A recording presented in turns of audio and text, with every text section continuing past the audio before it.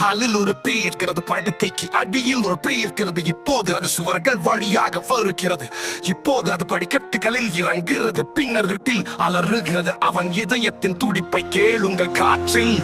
அதை உணர முடியுமா? பேய்கள் எல்லா இடங்களிலும் ஒளிந்து கொண்டிருக்கின்றன. நான் இருக்க போகிறேன். நீ பார்க்க விரும்புவது போலவே நீ என்னை கேலி செய்கிறாய். ஏனென்றால் நீ என்னை உன் வாழ்க்கையில் அந்நியனாக இருக்க விரும்புகிறாயா, அல்லது உன்னை குழப்புகிறாயா? நீ கற்பனை செய்த மிருகமா? நீ பார்க்க விரும்பினால் உன் கண்களுக்கு முன்பாக நான் விசித்திரமாக இருப்பேன். அவை அனைத்தும் உருவகப்படுத்தட்டும். அது உனக்கு பயமா பேய்? நான் உனக்கு பயமா?